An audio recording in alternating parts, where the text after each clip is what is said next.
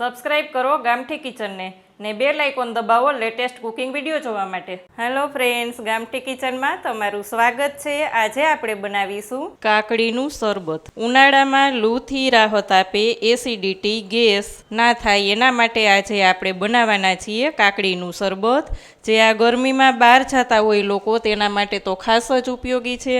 તો અહીંયા મેં 1 નંગ કાકડી લીધી છે। અહીં તમે જોઈ શકો છો ફ્રેન્ડ્સ, એક કાકડીને ધોઈ અને આપણે આ રીતના ચોપ કરી લીધી છે। એકદમ રફલી ચોપ કરી લેવાની છે, કારણ કે આપણે બધું ક્રશ જ કરવાનું છે। અહીંયા આપણે ફુદીનો પણ ધોઈ અને 10 થી 12 નંગ પાન એના લઈ લીધા છે।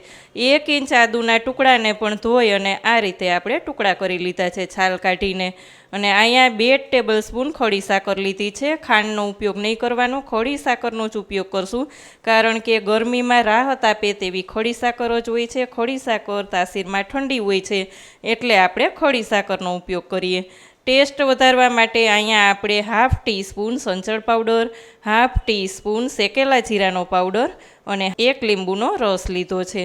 બધું જ એકસાથે આપણે એક મિક્સર જાર લઈ અને એડ કરી દઈશું। આમાં જ આપણે લઈ લઈશું ફુદીનાના પાન, કાકડી, સાકર, આદુ અને જે આપણે બધા જ રૂટીના મસાલા લીધા છે, શેકેલા જીરાનો પાવડર, સંચળ પાવડર, 1 લીંબુનો રસ, બધું જ સાથે લઈ લેશું।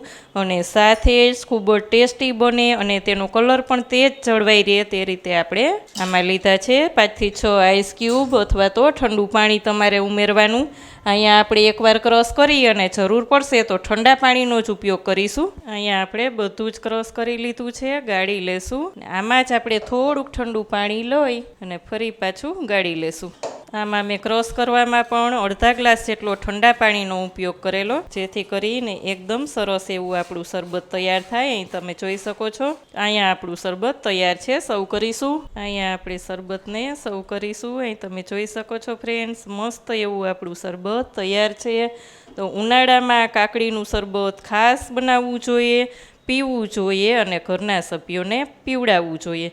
તો તમે ફ્રેન્ડ્સ ક્યારેય કાકડીનું શરબત બનાવ્યું છે? કોમેન્ટ કરીને ચોક્કસ કહેજો। કેવી લાગી આજની રેસીપી? જો સારી લાગે તો વિડીયોને લાઇક કરજો। હજી સુધી ચેનલમાં નવા હોય તો સબસ્ક્રાઈબ કરીને બેલ આઇકોન પ્રેસ કરજો। આવજો ફ્રેન્ડ્સ।